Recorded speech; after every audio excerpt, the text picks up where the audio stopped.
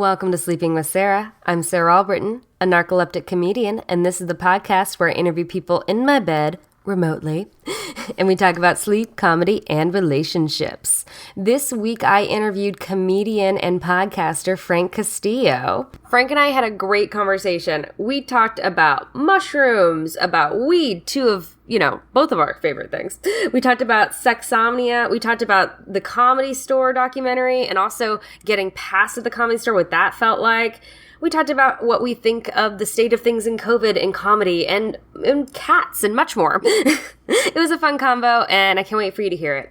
If you want to follow Frank, you can follow him on Instagram at Frank Castillo. That's FrankCastillo. And on Twitter at Frank Comedy.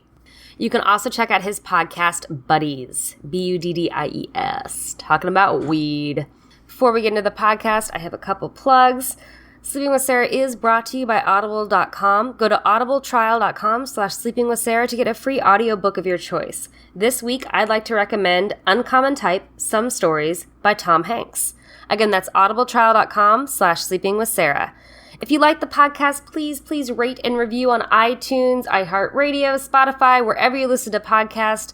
Every review makes a big difference. And if you want to see what's going on with me, go to sleepysarah.com or follow me on Instagram and Twitter at Sarah Albritton. Well, let's get started with the show. Sleeping with Sarah. Hello. How'd you sleep last night, Frank? I've actually been sleeping great. My wife has not been sleeping well. She tosses and turns. Although lately at like 4 a.m, my cat has been waking me up and just asking me to pet her. Not like she will push her face into mine, then I'll wake up and then she's just like meowing at me to pet her, and I don't know what to do. I mean, do you pet her? Does she stop? Of course. Well, she does, but now it's like she knows that every time if she wakes me up at 4 a.m, I'm just gonna pet her. So it's like having it's like encouraging bad behavior. I'm not sure. Yeah, I don't have a cat. I had a cat growing up that lived for like way too long. She lived for 21 years. Holy shit. Was it a fat cat or like a small cat? No, it was a calico cat, actually. It's really, okay. But it was like I had wanted a cat. I think I was like 7 or 8, and my dad was allergic, so they finally got one that was like indoor outdoor, and like they got it, and at 5 weeks old, it had pneumonia. It almost died. She almost died. Holy shit. We're like, oh no, we finally got our daughter a cat, and it's going to die on us. This is not the lesson we want to teach them. Yeah. She lived, and then she like lived for 21 years. Yeah, I like big fat cats. Ah, like Garfield cats. Yeah, like anytime I see a fat cat on TikTok, I immediately save the video. Hashtag fat cat gets you. Yeah. That's cool. How many animals do you have? I have one. I want a dog, but we live in an apartment and it's so tough to like give it. Dogs need space, man. I know. I love dog, just lifestyle and everything. I mean, right now COVID would make it easy to get a dog, but I agree. Like, I want to have a backyard. I want to have more space for a dog. I had a roommate that had a dog, that's the best way to do it if you're still in roommate phase. Yeah. But that's cool. So yeah. So how you been otherwise, man? I mean, overall with everything. I mean, with everything, it's definitely like I feel like with COVID and comedy and stuff, it definitely all this has really made me have to like figure stuff out, especially not working at the store anymore. And I feel like I'm starting to figure it out, and it's good. It's scary, but it's good. But you've got some really cool like stuff happening, especially with the store documentary and stuff. Like that was that episode.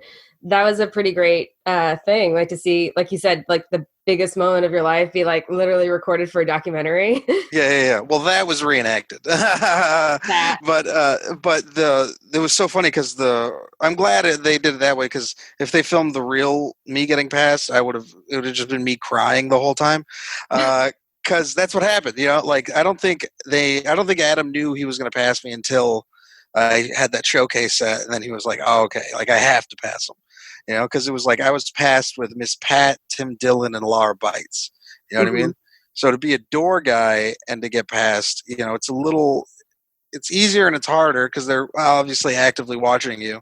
But to get past with that class, it was like I really had to like prove myself and have like a really good set to get past alongside those three people. So, but when they were filming, I don't think he knew he was going to pass me. So then when he passed me, it was like kind of like out of the blue, not out of the blue, but it was like he just did it right then and there. And the director of the documentary was standing there and he was like, fuck, because he didn't have a camera or anything rolling. But he was so excited. And then, Mike Binder's a great dude. And, he also, he's so involved with the store. So he was really excited to put me in this and like make me a part of it. Cause he also knew that, he was like, you are a big part of this, he's like, all these big guys love you. He's like, why wouldn't we make you a part of it? So it felt good to have a little bit of my story also be told, Yeah. I mean, it's pretty, I mean, you've been around for how long? How long have you been coming to the store? I've been in LA, I think, moved when I was like 23, 31 now. So that's 8 years total I've been in LA probably.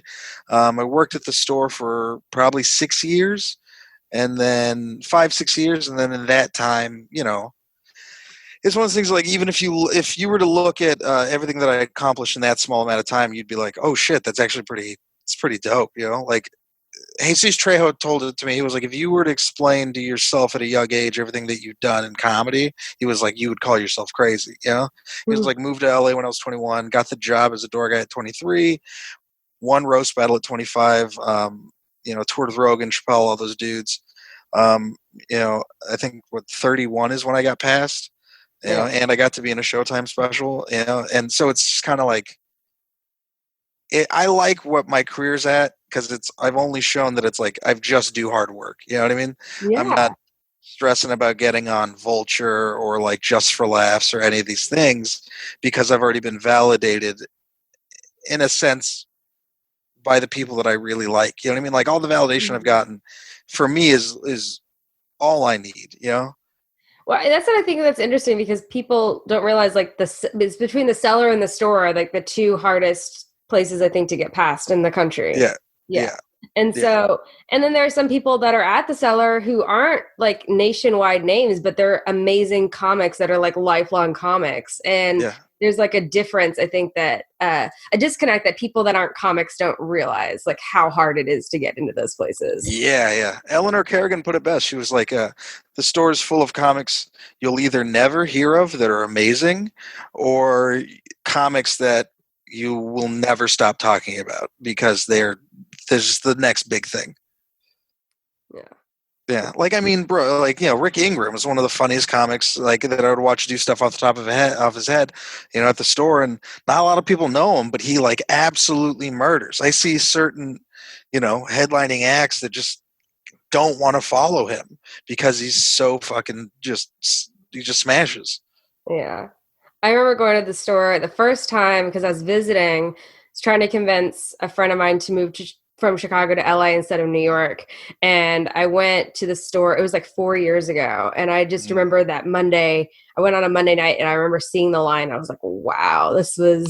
Yeah. I mean, because we had a little bit of a line out of Laugh Factory Chicago, but it wasn't like anywhere near what it was.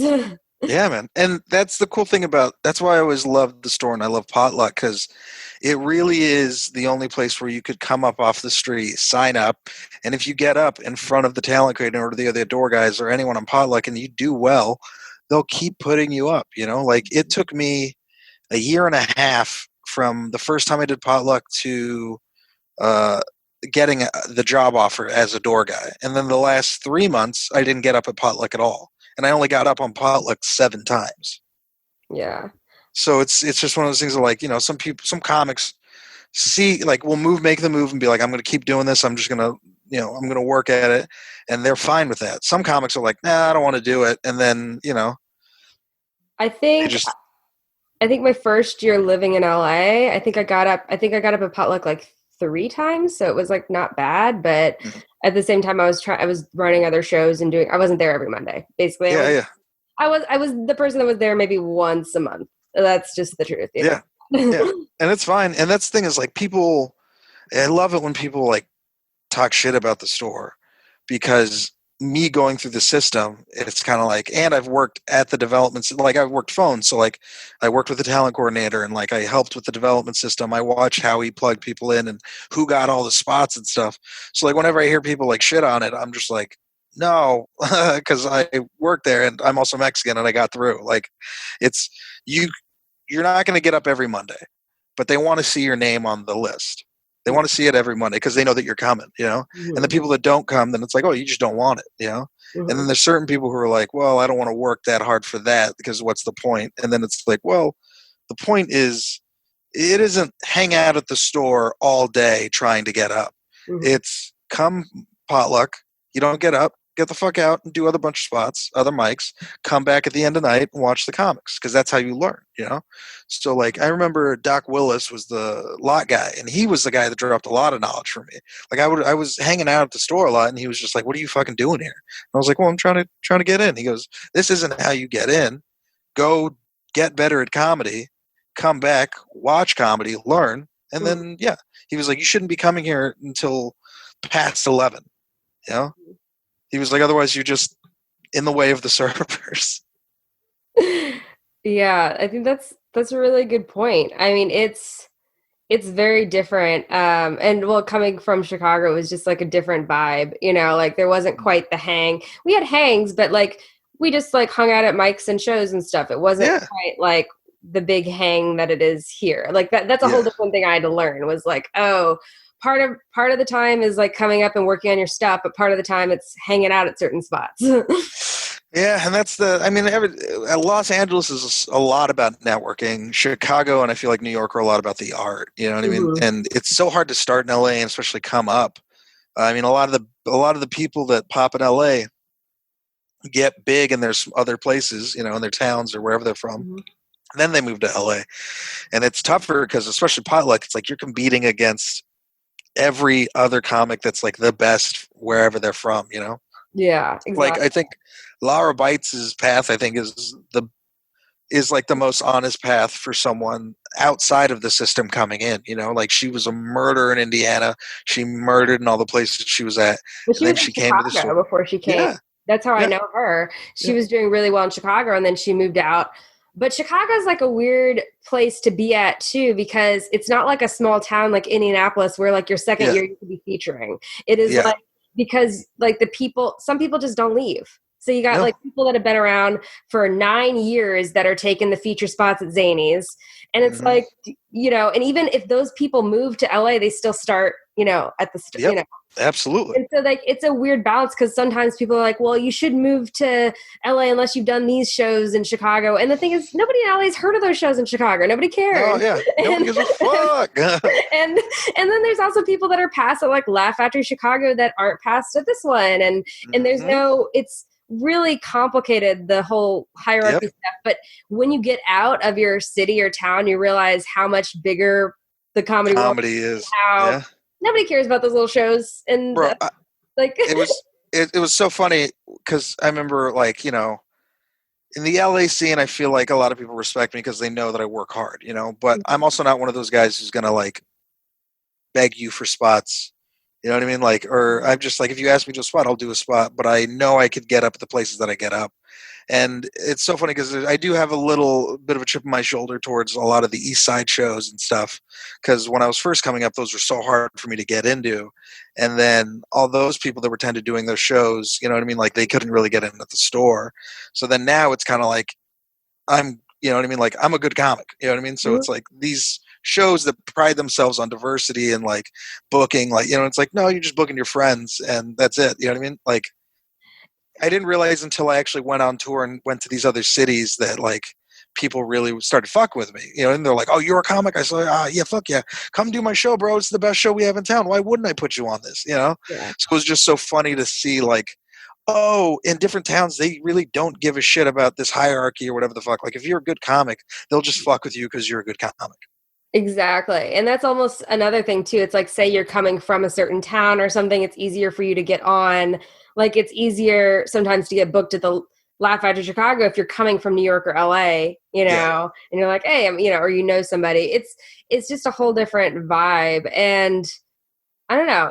I don't know why it is that way. I mean, obviously things have changed because of COVID and we haven't Yeah. performed traditionally in so long. And it's like, what are you doing? Are you writing new material? What are you doing? I once I got let go from the store, I was extremely depressed for like 3 months, and then I was kind of like, I got to figure it out. Like at that point, I kind of realized it's like, if comedy's not going to come back for hypothetically 5 years, Five? how Wait, are you, are you really that's saying 5 years? that's what I mean, for me it was like, if comedy's not going to come back the way that it used to be, like fully the way that it used to be, like in clubs, people on top of each other, like really how it used to be. You know what I Yeah. mean? I'm Sorry, saying like 5 years. I was mentally preparing myself for like a year and a half, 2 years. But when you said five, I'm like, So but for me, I mean, I don't think it's really going to be 5 years, probably like two maybe. But for me, it's like in my mindset, I'm like, all right, if it doesn't come back for 5 years, stand up, the thing that I do to make money, the thing that we all do to live. How do we live on the internet? How do we live in this new space? How do we, you know, the internet is filled with fuckboy comics. You know what I mean? Like you see them. You know what I mean? yeah, How or many people that different just do TikTok shit or whatever. and Props I to want to be them if they could figure that out. Like, props absolutely. to them, like for finding a way to make money on it, whatever. But there's Yeah, a yeah, yeah. difference between comic and like a comedian. That's yes, a stand up where it's like, I'll put my jokes, my sets on, you know what I mean? And Mhm. it's also like, you're a TikTok comic, that's fine. Your sketches are different, you know what I mean? But it's also like you start to really look at the quality of this content, then you start to realize that a lot of it is the same premises over and over and over, especially in the TikTok space, where you're just like, all right, cool. You're a dad that did a thing that my dad did, and that's why I like it. You know what I mean? Yeah. I think we saw that translate really well with Sarah Cooper. You know what I mean? Like Mhm. she blew up on TikTok, and then they gave her a comedy special. And I remember I was talking shit, and people were calling me an asshole, but I'm like, no, no, no, no. It's not going to be a stand-up special. You know what I mean? Because Mhm. she can't do stand-up. She's not a stand-up. Sketch And it's comedy. like, yeah, it was like they're going to surround her with a bunch of comics, and it's like, but the thing of that is like, is it going to be good? Are those 30-second minute reels that everyone thinks is high retention rate because they're like, look how many views it got? Will that translate to Netflix? And then if it Mhm. does, like how good is the content? I don't know if you watched the special. I It was haven't really watched weird. it yet. It's on It was my. very it was yeah. It was yeah. It was But what yeah. was It it? was Like, I mean, the thing is, I'm not sure how well sketch works on Netflix, to be honest. Like, I think sketch works exactly. on Comedy Central. You look at the shows that you like Chappelle, Key and Peele, even Amy Hmm. Schumer's sketch show. I really liked her sketch show. Like, Yeah. I thought the sketch show was one of my favorite things that she's done, you know? Yeah. So I think that there was a really good sketch show, and I can't remember the name of it. But Uh, it's like, why do you think those sketch shows were so good? yeah. I mean, Because they were by comics, you know what I mean? By like people who are doing it all the time in the stand up. yeah, and then there are some really good. There was like one really good one with I can't remember the name of it, but it was with like Vanessa Bayer was in it I mean, and a couple other. But it was like yeah, yeah, yeah. Dude, hilarious. I can't think of the name of it, but like there are John some. Mulaney's Oh yeah, John Stack Mulaney had Bunch. one too. The That what was great. But the thing is, I just don't think that it lives there. It doesn't belong there and that's the same with like improv specials and stuff. Like improv could be really good, but people don't know what to do with that if they haven't seen it in real life. And I think Yeah, and with yeah, Comedy Central specific audiences, they understand, oh, okay, this is what this is. yeah, And yeah. a lot of people are just used to SNL. And the thing is, SNL is Hmm. graded on a huge curve because they have Yeah. less than a week to write this stuff. Hmm. You Yeah. have quality people like Key and Peele. They spent 3 to 4 months in the writer's room writing all the sketches and then filming for With comics, you know what I mean? Like with legit people that do it. So that's where I was like, I look at the industry and I see that it's like they look at all these viral people and they're like, oh, how do we? All right, they already have a bunch of people in a brand. Let's build stuff around them. And it's like, no, you're investing in the wrong people. Mhm. So the thing that I started kind of doing was, it was like, if we're going to now live in this internet space, we're basically competing against porn and cats as comics. You know what I mean? That's Oh my gosh. We're competing against porn and cats as comics. Okay, yeah. basically, so it's like, now for me, it was like, I got to build a podcast. So I'm like, I love and I care about. I was like, I'm going to burn a lot of my material because honestly, I don't know when I'm going to go up next. And now when I go up and do sets, I approach it like that, where it's like, I'll write stuff down. And usually I'd be afraid to try new jokes. I just want to do well. But now, since I don't know when the next time I'm getting up is, it's like, well, fuck it, you better say it. So now I'm filming everything and I'm just going for it. And the podcast is going well. It's about weed. It's really like steeped in the culture and talking to a lot of good comics and a lot of people that run companies, because I could talk about weed all day. And I don't know if you saw the election, but yeah, big wins for weed. If anyone won, it was weed. It was. And I mean, also magic mushrooms, right? Absolutely. I think magic mushrooms is going to be like how it was with weed and like the whole wave of everything. It's going to be like that with magic mushrooms. Well, I think the thing is that it's been so criminalized so heavily, they can't even research the positive effects it has on depression properly, which is why the Oregon law really focused on that, because they want to do research on it, because they haven't been able to do that because of the laws. And like, those are my two things, like weed and, very occasionally mushrooms. Like that's my vibe that I sit in right there. It's so good. I've been microdosing so much lately. It's just nice. Yeah. But yeah, I mean, that's how we cope, basically, the weed and everything. Like it's just been especially because it's been like a tense, it's still crazy. We still don't know for sure what's going on. And it's just like, all right, I'm going to try not to worry about this. I'm going to smoke some weed and watch a cartoon. I just think the way comedy is now, it's like, everything just got super hard, I mean, before people were complaining about diversity of lineups, and now you look at all the lineups for all the outside shows, and it's just a majority of white people. You know what I mean? So all the things people were complaining about years ago, it's just right back to where it used to be.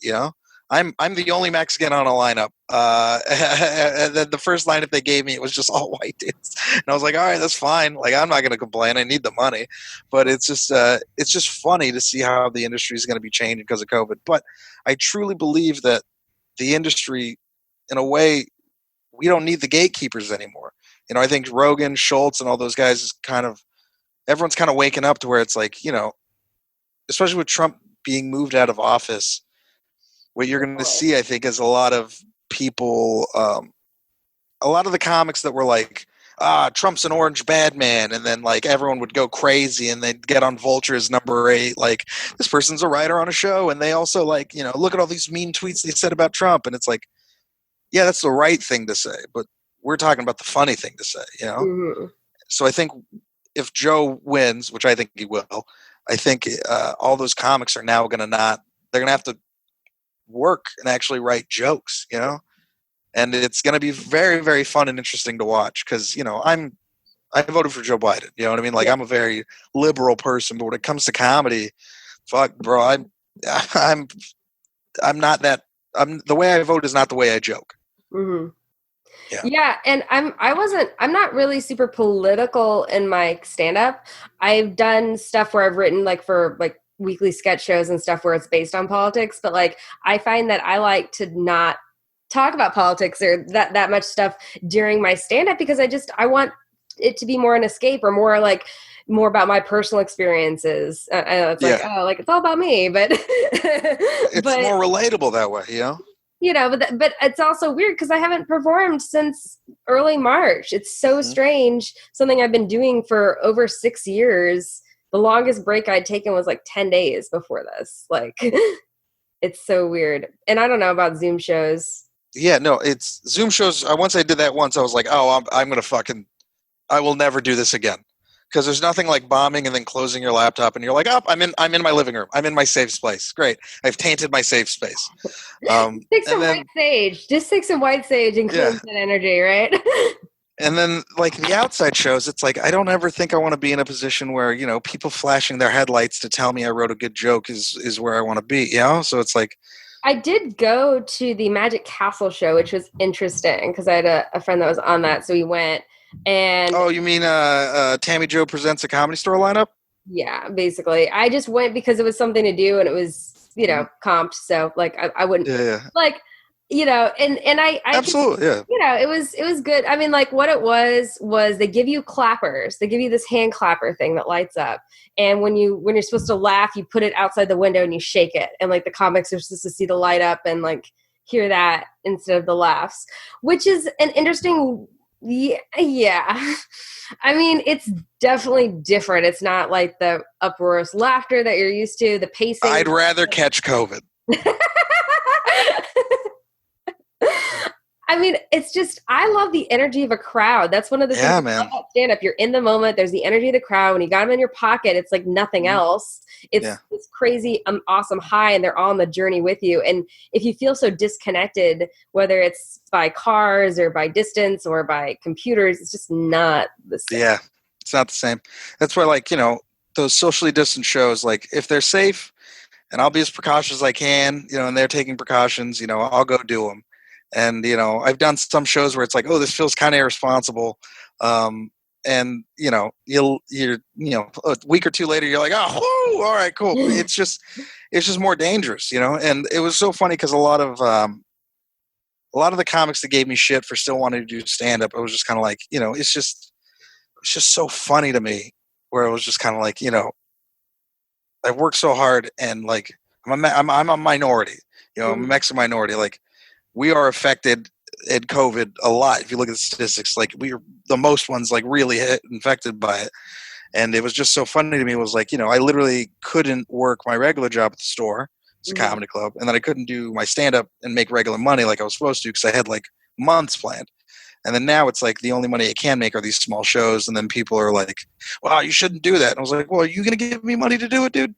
Like, I'm going to fucking do my best to be safe. But it's like, I know I can die at any point just because I'm Mexican anyways. You know what I mean? Like, ICE could come and just fucking pick me up. Like, that shit happens, Oh, so now that you have a disease that I also got to worry about, it's like, well, fucking, well, that's just more fucking shit I got to worry about, but I'm still going to do stand-up as much as I can. As safe as I can. I mean, at least like here, I feel like we're being safer. Like in the Midwest, like I feel like there were some things that, like I just went back home and I'm like, sure that the comedy club in Louisville, I think was open, but I was like, I'm not gonna do that. Like, just because I just don't. Well, I'm immunocompromised, so I got to be a little safer. But I'm maybe considering trying out some of these outdoor shows. I haven't yet, but like that, I'd be open to that if I like brought my own mic or something. Yeah. And that's the thing. There's certain shows that are like you never have to touch the same mic. They're constantly sanitizing everything. Everything's like 10 feet away. The stage is like super high up. Shows like that where they're trying to be innovative to really like find a way to do this and be safe. It's like, absolutely. I mean, San Diego, they have a full fucking see-through glass window that you stand behind to do stand-up. And it's like, I'll do that all day. Put me in a fucking plastic bubble and let me walk around. Like, whatever it is I have to do that'll be safe enough for me to do stand-up, I'll do it, That made me think of like, I'm surprised no one's got one of those clear plastic bubbles and just like did stand up from like inside there. I mean, yeah, I'd do that, bro. Yeah. But yeah, what else have you been doing? Have you found any weird hobbies during quarantine or anything like that?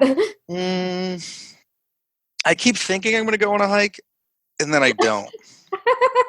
But the idea of me thinking of going on a hike is good. Yeah, just thinking of going on your hike gets your like, you're like, okay, my heart rate's up. I'm good. Yeah. Just think. Yeah, I've been doing a lot of mushrooms, too much mushrooms, if I have to be honest, because like they have microdoses like 0.1s, 0.2s, 0.3s, and then I also have some 0.7s. And I was like, just fucking around. And I'm bad at math. So before I knew it, I took like 3.5. And like it all hit me like in the middle of dinner at Maggiano's with my wife.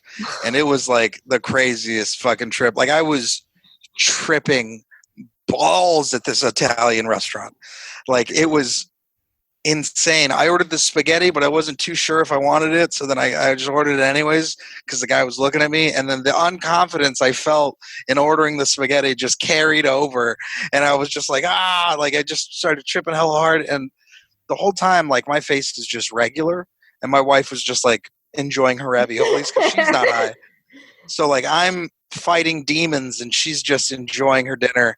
And like I like look at her, I'm like, hey man, I'm tripping out really hard right now. She didn't think anything of it because it's something I tell her every day. Right? So then like I I like put my hand in her hand to like hold it because I was like scared, and she thought I was just holding her hand because she was like, sometimes you hold my hand during dinner, sometimes you're just sweet. And so what happened was I knew what was wrong with the trip. We were out in the patio. They were playing like, that like regular like Italian fucking like franchise music, and that shit like really started to like get to me. And then the patio lights turned off, or no, the patio lights were off, so they were turning on. So it was in between like the sun coming down where it was getting dark and then the lights turning on. So I think it was only like 4 minutes till the lights finally turned on. But in that 4 minutes, bro, I was fucking just in a dark place. Like I was like, I looked at my wife and I was like, I feel like I'm freaking out right now. I was like, I hear a really loud ringing in my ear. And my wife looks at me and she goes, isn't that just the sound of the universe? And I was like, what? And then, but I don't think she realized, you know what I mean? But it kind of also made me kind of like calmer. And then I was just like, I started like focusing on my breathing and stuff. So when I started doing that, she was like looking down, eating her raviolis, like fucking around her phone. And then she looked back up, and it had to have been like 45 seconds to a minute from the last time she like looked at me, looked down, and then looked back up. And she said in that time, it looked like someone came over and sprayed me with a fucking spray bottle. She said I was drenched head to toe in just sweat. And she was like, oh my God, are you okay? And I was just like, yeah, I'm fine now. I'm good. I worked through it. It took me a second, but wow. Like, she was like, it looked like you just ran a mile. And I was like, yeah. No, I went somewhere and I had to fight some stuff, but I'm good now. See, whenever I'm on stuff, if I'm ever around people, I think I get really paranoid. And so I'm just like, hey, if I'm acting weird, it's because I'm on mushrooms. Or and I say it like it's a secret. And they're just like, Sarah, yeah, we can tell you're fucked up. It's okay. But or if I take too many edibles, I feel like that's sometimes where I'm just like, hey, this is where I'm at. This is the vibe I'm at. And I'm just going to be here. And that's it. Yeah, edibles will fuck, bro. I fucked up that trip because, my friend had visited me and he was giving me some edibles. They were testing. They were like, dope, like edible Starburst they were working on. Each one was like 10 milligrams. I fucking love Starburst. So before I knew it, I had eaten like fucking 15 of them, right? Like over the course of like 3 hours, I was just popping them. And then I had already taken mushrooms, right? And then I was also stoned. So like at the time that I was at that Italian restaurant and I was hearing that ringing in my ear, I also kind of like, I had like connected all the dots that I was like, oh, you ate a lot of mushrooms. You also ate a lot of edibles. And you're also super high right now. And I was like, oh, fuck. And then, that's when like sometimes I've just been so high where it's like, actually right before things close down, like the end of February, I go up to the store, meet my friend. She's Crystal. She's friends with Joey Diaz. So we're chatting with them in the kitchen, right? With Joey. And I'm like really stoned. I'm just trying to be like, all right, I'm at the store. Let's not like keep it under control. Keep it under control. And I don't think anyone could really tell. And this guy comes by and he's like, I was like, oh, hey, he joins the convo and I'm like, hey, I'm Sarah. He's like, hey, I'm Joe. And then I whispered to my friend Joe, who I was so stoned I didn't recognize Joe Rogan. Oh my God, that's hilarious. I still don't think I like blew it, but like in my head I was just like, I just thought he was like some dude I didn't know. Yeah. Which, by the way, great way to handle it. Yeah. but it was a ridiculous thing. Like just sometimes it just gets you that way, but it's fun. I don't think there's no harm in it. The nice thing about weed, it's like, it doesn't make people like how many times do you hear about two people getting stoned and like getting in a big brawl fight? You don't. Yeah. Like alcohol like that. Yeah. Unless it's over the last munchies, but yeah. Fair enough. But yeah, for me with mushrooms though, I like to take it like it's like a fancy restaurant. Like you eat it, you go out like once a year, but then when you go, you go all out. Like how much mushrooms do you do? Probably 3/4 of an eighth or so. Like nice. Like I like to have an experience. I like to have an epiphany. Last time I did mushrooms was last Halloween actually. Walking around WeHo, I joined multiple different groups of people. I ended up at a dance club at some point. I had a ball. Like it was a lot of fun. Yeah. mushrooms is, I love doing mushrooms. I really dig it. But with mushrooms, it's like I will wander off. I'll be like with friends and I'll be like, hey, I just have to go over here. And I'll just like leave the group and they'll just be like, where'd she go? Same thing with me. Yeah, absolutely. I'm just like, hey, I'm on a journey. My instinct is telling me I have to go here instead of here. You guys can do what you want. I'm just going to follow my journey. Yeah. I have my location setting on my phone, so you guys can find me. Oh, that's smart. I need that. That's what I tell my wife, where like if I'm like, hey, I'm gonna do mushrooms, I might go for a walk. If I do, like, here's my location setting, and then like I'll text her and stuff, tell her where I'm at, or I'll take pictures of like things I'm staring at while I'm tripping, and she's like, that looks regular to me. I'm like, it looks crazy to me. Or do you ever write when you're on mushrooms? Sometimes I write, this is the funniest idea, and it's like nothing that's yeah. Really normal thing. It's like funniest joke ever. It is not even doesn't even have a punchline. Yeah, it's like, isn't it crazy how dogs walk? And you're like, I don't know why I thought this was so funny. Well, I mean, the thing about mushrooms is great is like you'll laugh about something for seriously 15 minutes, like straight, and it's amazing. Yeah.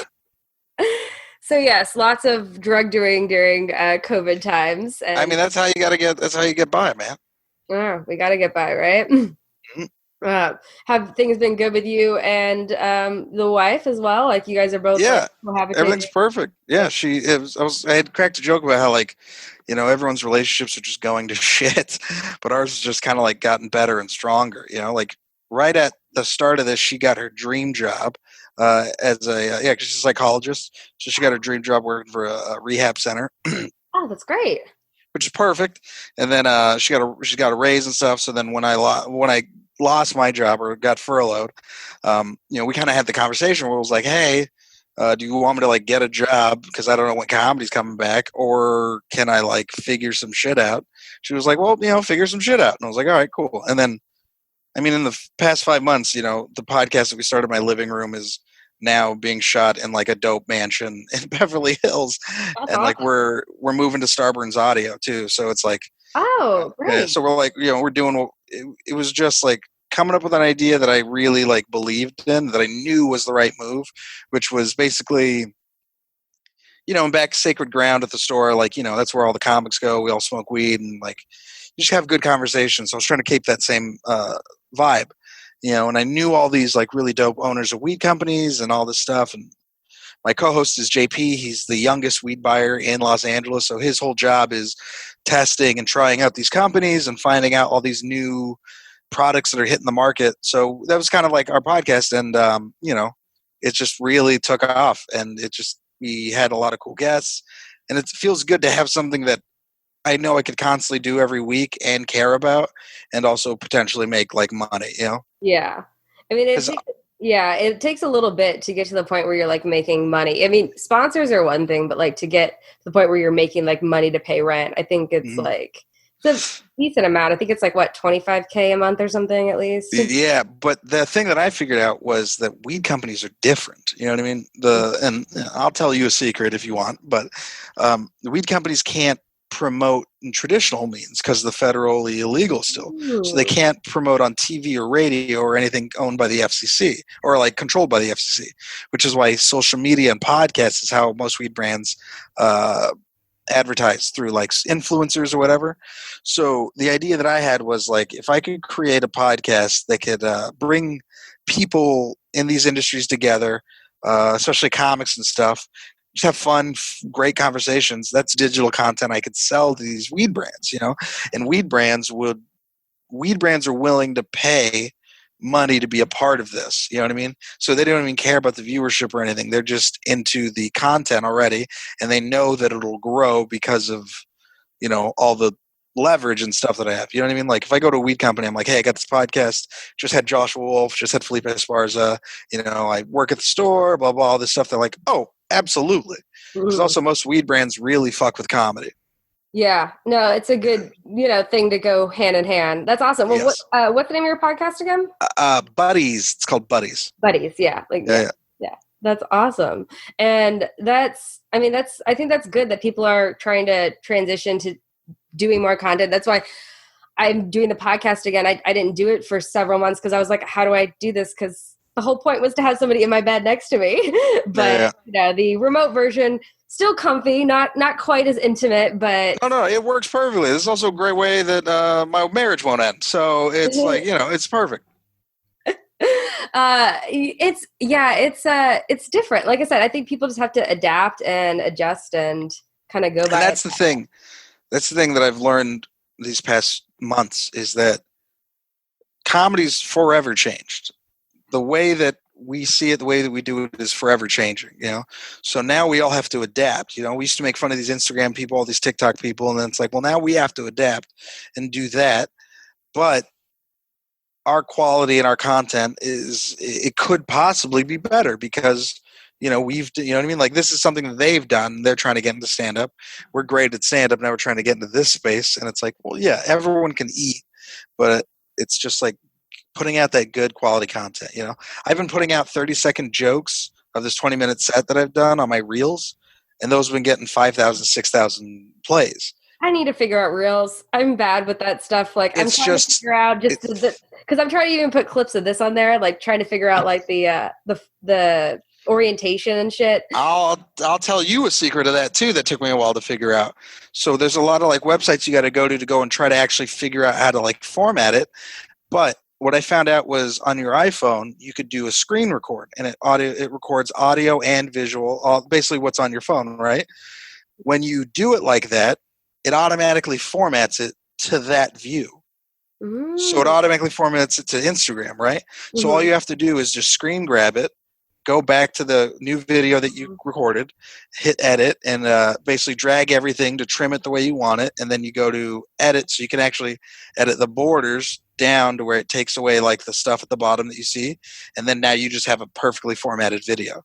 Oh, that's great. That's awesome. And hit me up. I'll show you how to do it. But So for me, it was like I was just learning how to cut 30-second reels and then putting them out, because there's more people that haven't seen your material than there are that have. It's like I can always just write a new joke. Yeah. And 30 seconds. Yeah. And the Instagram reels get pushed 3 times more than anything else on the algorithm.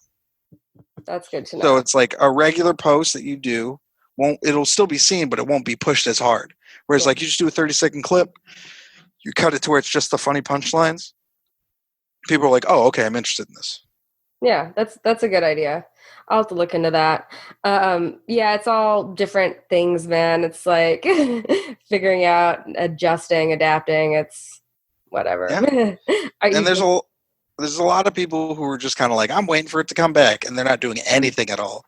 And it's just kind of like, you do not want to be one of those people. Yeah, I've been writing. I've been working on writing, TV pilots. And yeah, I saw you guys are doing that. That's amazing. Yeah. We got one that's a final. The final's a page, which is good. So we're trying to find, reps and management through that right now. So hopefully that will happen. And, like I said, just trying to figure all that stuff is kind of my vibe. But just, adjusting, and I'm trying to take my narcolepsy material, throw it into a one-woman show, because that doesn't require as much of an audience. Like, are you narcoleptic? Yes, that's why the Sleeping with Sarah podcast. Yeah, a lot of my. I'd never known that about you. No, it's okay. I think I'm so open about it that I forget when people don't know. It's like I have like not.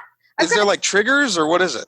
Well, I mean, I take meds to stay awake, obviously, but yeah. So I take medicine to stay awake. In terms of the falling down thing, I think you're thinking of in the movies, that does happen. No, I mean, not even that. Just like passing, like not even like the quickness of it, but it's just kind of like if I sit down and I'm chilling for a little bit, I will just fucking fall asleep. And my wife hates that I could do that. But I assume for you, it's definitely like, I don't know, it's got to be like quicker, right? Or what happens? Yeah, it's like I have to always be actively doing stuff. Like if I'm like sitting down, I'm not having a conversation, I'm not reading or thinking about anything, then yes, it'll be very easy for me to fall asleep.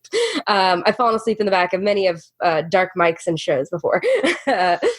Me too. So, but yeah, and the big thing that people think of is the falling down. Falling down, yeah. Yeah, that's a cataplexy, and it is a real thing. It happens.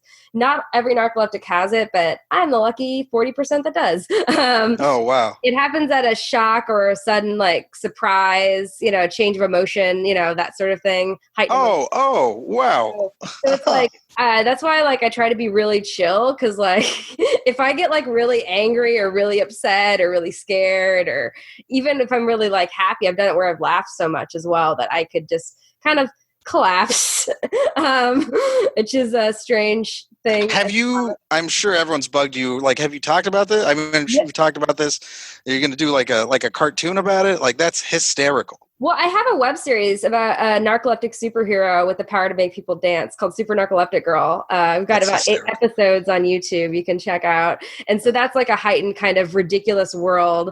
But yeah, I think and that's not a cartoon, but it's live action. But it was like one we filmed in Chicago before we knew, like, I mean, it's still decent, but like we didn't know anything about like what the industry wanted for film stuff and all that. Fun. That's all that matters. But it was really fun, and we did that. I've done some things on it, but I think I'm going to do the one woman show and then try to like write more of a realistic pilot kind of about it. Kind of more like, well, not the really. Way you, yeah. Because the way you close the show. Yeah. Oh, go ahead. Sorry, the way you should close the show is by passing out. I know everybody says that. I am. The thing is, that I've never done that on stage. Thankfully, knock on wood. I hope I don't do that on stage. But it is a weird fear because if I'm really surprised or shocked or something, I can just do that. That's wild. I had a joke where I'd say, like, it really sucks because I've always wanted a surprise party and like no one's giving me one because they're just afraid I'm going to fall down. Or it's like anytime they do, I never get to the part where I'm surprised. Yeah. But it's something I've lived with for a while, but it's a thing that people forget about, I guess. And I mean, yeah, you know what I mean? Like, like they forget about it until they see it happening. And they're then like, you're like, oh yeah, I forgot she does that. Oh, like, oh, she's asleep. Oh, yeah, she's narcoleptic. That makes sense. Like, oh, yeah, duh, I forgot, yeah. Oh, man, that's so funny. So I take it you've had to tell, like, boyfriends and like, significant others. Oh, yeah, I have to, I've got a whole, like, different things I have to tell people before I, like, even, like, I'm like, hey, like, I have sexsomnia, so, like, let's talk about Wait, what's that? Oh, sexsomnia. Do you fall asleep during sex? No. Oh, not any more than a regular girl. But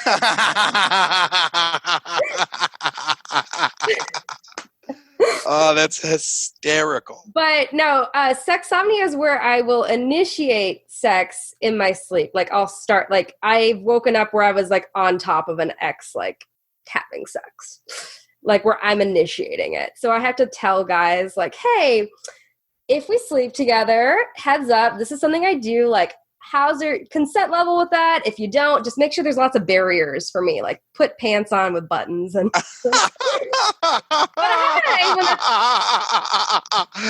Oh my God, I can't even imagine that. Just like, oh my God, this is the best girl I've ever dated.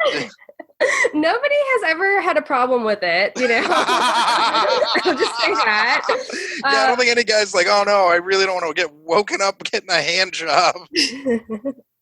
I mean, I don't know. Like, I didn't even know that there was a term for it until a couple years ago. But yeah, it's like a real thing. Sexsomnia. It's It's called God's gift. No, I'm just kidding. I'm just like, it's fine. It's weird, you know, like, it's, like I said, it's a bunch of weird stuff to have to explain to people, like, beforehand. So it's like, I gotta, like, have a certain level of, like, trust with people, usually before I sleep with them. I'm just like, all right, like, so. So funny. It's such a weird situation because when I first tell someone, like, oh, I've got narcolepsy, it's like their reactions, they're like, they don't know if they should, like, feel sorry for me or, like, make not a big deal about it or ask a bunch of questions. It's kind of like just high five. Awkward situation, or like they misunderstand it where they think it's like they'll be like, oh wait, does that mean like you're like, they'll think it's like nymphomania. It's not the same thing. They're like, that's fine, my cousin's like definitely not that. But yeah, so like that's a big part of like my life and experience, I guess. But and I like to highlight that as a comic because I think a lot of people have invisible disabilities, and that's like, you know, weird judgment. People just assume you're normal, and you're definitely not. Yeah. I want to meet the one guy who's like, I had to break up with her. She kept trying to fuck me in my sleep. Yeah, no. But the one thing that has been hard about COVID is if you were single with COVID, and that has been the one different thing is trying to date with all that. I mean, I can only imagine. You know what I mean? Like, it's got to be weird. It's also got to be so hard, to try to date someone during this time. It is. I haven't really tried. I went through like a week where I like went on like 3 socially distant dates, and they weren't that Just fun. waving at each other. What? It's just waving at each other. one was a hike. Like one of my friends had the idea that just go on hiking dates. I'm like, that's fun because at least I'll get a hike in or something. Yeah. But I don't know. I think I'm going to try to make it more of an effort soon because it's like at this point I'm just like, ugh. At this point, I just wish someone would just set me up with someone that's like not an asshole and not a creepy person, and like or a comic. Probably not a comic either. Just too many ego issues, Absolutely, it's very hard to date someone that's also in the same field as you. I think that's why me and my wife succeed so much is because she's not trying to also be the funniest person in the relationship. See, that's important. I don't have to be the funniest person in the relationship. I just gotta, have someone that doesn't have an ego issue that when my career surpasses his, that he wouldn't like freak out. Bro, I mean, and that's one of the big things about I'll tell you a story. There was I'm not going to say any names, but there was a comic. There's 2 comics that were dating. I think they're actually married. They were married, and they were both going up for a show. They're going to be correspondents on a show, right? Mm-hmm. They're both going up so they thought both of them were going to get hired. Turns out only the husband ended up getting hired, right? Mm. And the wife was like, "I'm happy for you, I'm proud for you, no hard feelings, whatever." And then he ended up winning an award. And the night of the awards, they're getting ready to leave, and she won't come out of the bathroom. She won't because she couldn't. Mm-hmm. Man. See, I don't know. Like, I think I could be with someone that they're like elevating each other for like helping each other out or like see it as like a team or something. Like, mm-hmm. I don't know. But maybe it's better just to like date a writer or a producer or somebody else that gets it. But me and my wife are in a race to see who could become more successful so the other one doesn't have to work. See, that's a great idea. I love that. Mm-hmm. But yeah, that's just the way that is, I guess. It's just, it gets tough. I've seen a lot of, I was in high school drama, so I got to see all that bullshit. So I got to see acting. Yeah, I did. I was a theater nerd for a little bit because I didn't like sports. I did tech first, and then I was a theater nerd. Then I did like a little bit of improv. I was a theater person too, so yeah. And it was just, it's you see comics date each other, and it's kind of like high school theater. We saw people date each other, and then like bitter feelings or whatever the fuck, and then it's like you're also still going to see this person around forever. So it's either you're going to be cool with them, or you're just going to hate yourself because things ended badly. And I've seen things end bad between people. Yep, same. People like getting caught cheating with other people. Yeah, you know what I mean? Like girls sleeping with a guy who's got a girlfriend, and then he doesn't leave the girlfriend, and then she's like fucking mad, and then tells everybody about it, and then it's just kind of like, oh fuck. And then you're like at they're talking about them on a show, or. And you're like, oh yeah. Mm-hmm. You're hanging out with their ex, and the person's ex is on stage just talking shit about them, and then it's like, it's about you, right? Yeah. You don't say names, but you're specific enough so that they know about them. Yeah. Oh, that's great. Yeah. Have you ever? You've been married for a while, right? Like over a year. About 9 years now. Wait, a long time. Wow, you got married. You got married younger. Oh no! We've been together for 9 years. We've been married for a year. Sorry. Okay, yeah, I thought you got married last year. That's why I was confused. Yeah. I got married. Been married for about a year now, and then together since I was 21. So yeah, about 10 years. Wow, so 9 going on 10. So you moved to LA, and right away you met like your wife. No. It was I met my wife before I moved to LA. Oh. So we were dating for about 3 months. We met and we were dating for like 3 months, and I was just kind of like, hey, because I had just gotten out of a relationship. Mm-hmm. Not like just, but I got out of a relationship. Knew I wanted to do stand up and pursued it. And, I still talk to my ex, and we're like very cool. She's got a family, great kids and stuff. We were just young kids, and we were dumb and just had a lot of hard feelings towards each other. Just stupid shit. You know what I mean? Yeah. We really didn't know what we wanted. And she wanted a family, and I wanted to do stand up. And I was also like 21. Yeah. And so, we ended up breaking up, and then I did stand up, and then I met Hannah, my wife. And we started dating, and I didn't really want to date anybody because I was like, I'm going to move to Los Angeles to do this. So 3 months kind of comes up, and I'm like getting ready to move, and I was just kind of like, hey, like, I like you. I like this. This is great. I was like, but I'm moving to Los Angeles to do stand up. So like, we either got to like end it, or we could do the long distance stuff and make it work. And she was just kind of like, I want to make it work. So she would drive up every weekend because she ended up going to college. Like before she got accepted to college in LA, she would drive up every weekend, and like we stay together. And then she got into a college in LA, and she was staying at the dorms, and then I had my place, and then once she graduated there, we got our own place, and it's just been kind of like that ever since. Wow. So where was she commuting from when she was visiting? Temecula. Oh gosh. Yeah, it's like an hour and a half, 2 hour drive. Yeah. That's still a lot. That's like a lot of an effort. Yeah, it's a lot of effort. And where were you guys from originally? I'm from the Bay Area originally. She's from Temecula, so she's from where I moved. Okay, so that's we met. Yeah. Yeah, but still, that's still like, yeah, that's a lot. Yeah, and then she also watched me from when it was like, I'm gonna do this thing. I'm gonna move to LA to become a stand-up. This is what I want. This is my plan. And then she got to see all the shit happen, and then now it's like, she has to deal with me asking her if this is funny or not.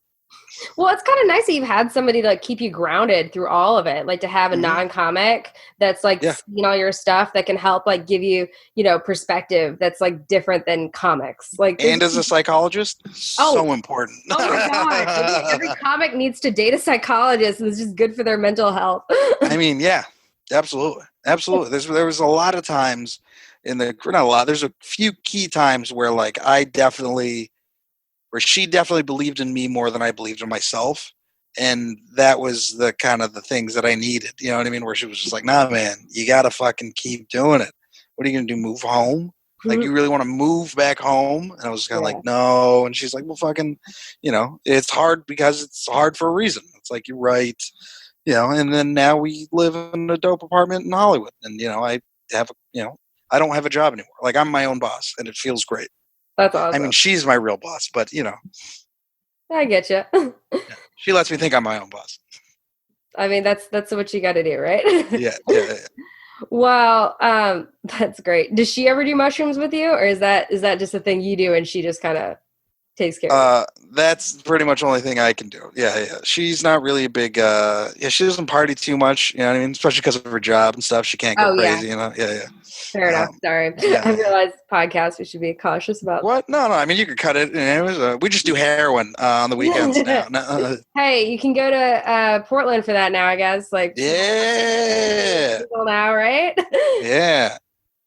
That's crazy, but I think it'll be good for like criminal stuff. Hopefully, like it'll like A lot of people will die, so that's going to be great. No, I'm just kidding. There was a guy who was like, I can't remember what the guy's name was, but it was like a politician who was like, we should legalize everything. And they were like, no, because people like who abuse it were just going to die. And he goes, exactly. He goes, the people that can use it regularly and just be fine, yeah, they'll be fine. He's like, but the people that are drug addicts and stuff, he's like, then that's how we get rid of the homeless population. I was like, oh my God.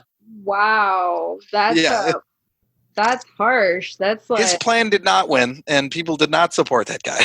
Yeah. That's good.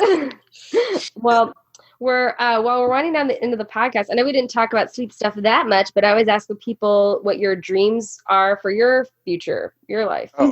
Oh, okay. I mean, I don't dream often because I smoke so much weed. I dream and I don't remember. But like, what do I want for my future dreams?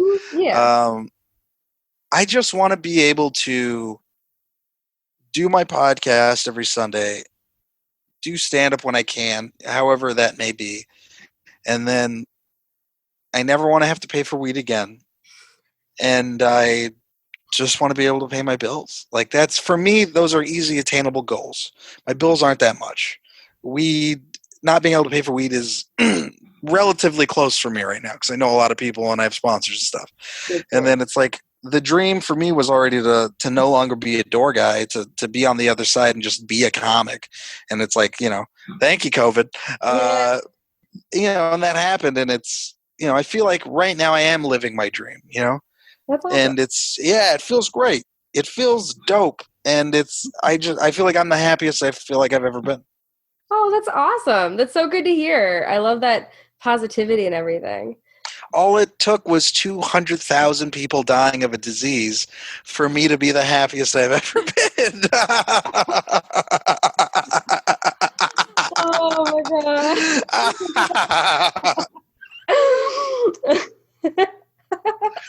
Yes, I'm going to say that on stage. I don't know when though, but. Yeah, that's cool. Well, on that note, we always end by saying good night. So good night, everybody. Good night. Thanks for listening to Sleeping with Sarah, where I slept with Frank Castillo. Be sure to follow Frank on Instagram at Frank Castillo and Twitter Frank Comedy, and check out his podcast, Buddies. If you like the podcast, please rate, review, and subscribe.